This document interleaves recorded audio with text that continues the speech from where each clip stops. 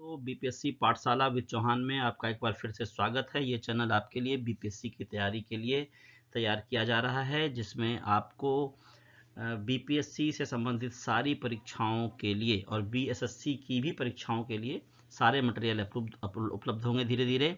और अभी जो हम चला रहे हैं वो बिहार स्पेशल वाला बैच चल रहा है, जिसमें ये जो वीडियो है वो मौर्यकालीन सामाजिक व्यवस्था पर है। अभी मौर्यकालीन सामाजिक, आर्थिक और जो मौर्य कला है, इन तीनों पे बात करेंगे। तो जो अभी वीडियो है उस पे आपको ध्यान देना है, ये मौर्यकालीन सामाजिक व्यवस्था पर है। तो आइए बिना समय गंवाए वीडियो में आगे बढ़ते हैं, देखते हैं क्या पढ़ने को मिलता है। तो मौर्यकालीन सामाजिक व्यवस्था की बात करें तो सबसे पहले समाज के बारे में जान लेते हैं, उस समय कैसा समाज था। तो समाज जो था वो वर्णाश्रम धर्म पर आधारित था। तो वर्णाश्रम धर्म मतलब 4 वर्ण, है ना, क्षत्रिय ब्राह्मण वैश्य शूद्र, ये वाली विचार। तो उसमें ब्राह्मण को सर्वोच्च माना जाता था और शूद्र सबसे निचले स्थान पे आते थे। जो समाज था, वो परिवार था, वो पितृसत्तात्मक था। और कौटिल्य ने जो कहा है वो समाज में 4 वर्ण और 4 आश्रम थे, ऐसा कौटिल्य ने बताया है। और मेगास्थनीज जो है उसने बताया कि समाज जो है वो 7 वर्गों में विभाजित था, जिसमें दार्शनिक, किसान, शिकारी या चरवाहे, शिल्पी या कारीगर, सैनिक, निरीक्षक और मंत्री या पार्षद शामिल थे। अब इसको डिटेल से थोड़ा पढ़ते हैं। तो वर्ण और जाति व्यवस्था के बारे में पढ़ते हैं। तो ब्राह्मणों का वर्चस्व था, लेकिन कौटिल्य ने शूद्रों को आर्य कहकर पुकारा है, और आर्यों को आर्य कहकर पुकारा, और शूद्रों को उन्होंने कृषि, शिल्प और सेना में सेवा देने का करने का अधिकार भी दिया था।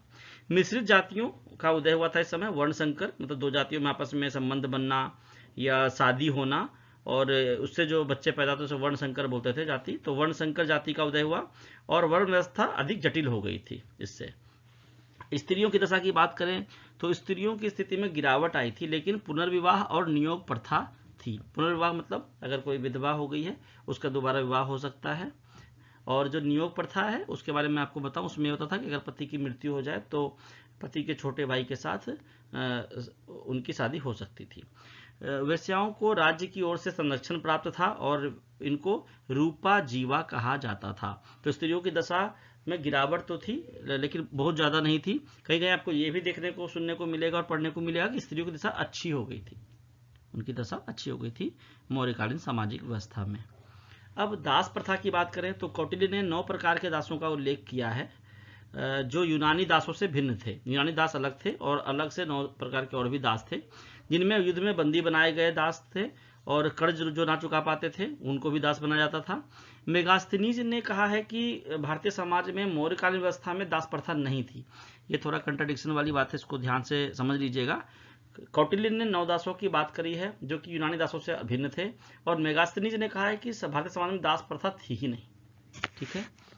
अब हम खान पान और रहन सहन की बात करें तो समाज में मांसाहार और शाकाहार दोनों का प्रचलन था, और लोग आभूषण प्रेमी थे, सूती और रेशमी कपड़ों का भी प्रयोग करते थे।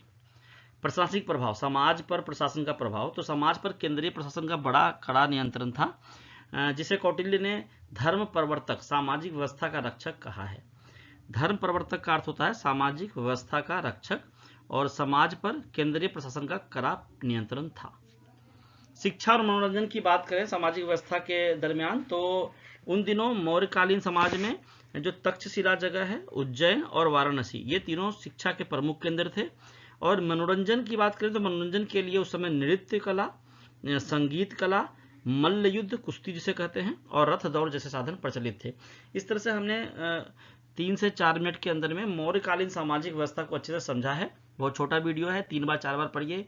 अगर प्रश्न आता है प्री में, मेंस में, आप यहाँ से बिल्कुल लिख सकते हो, हूबहू भी लिख के आओगे मेंस में तो भी मार्क्स मिलेंगे, क्योंकि ये पॉइंट वाइज है और आजकल एग्जामिनर को पॉइंट वाइज आंसर्स पसंद आते हैं। तो अंत में मैं आपसे रिक्वेस्ट करूंगा कि ये जो चैनल है बीपीएससी पाठशाला विद चौहान, इसको सब्सक्राइब कीजिए, लाइक कीजिए, शेयर कीजिए, और इससे मुझे थोड़ा मोटिवेशन मिलता है। तो अगले वीडियो में मिलते हैं। आज के लिए इतना ही। पढ़ते रहिए, मस्त रहिए। धन्यवाद।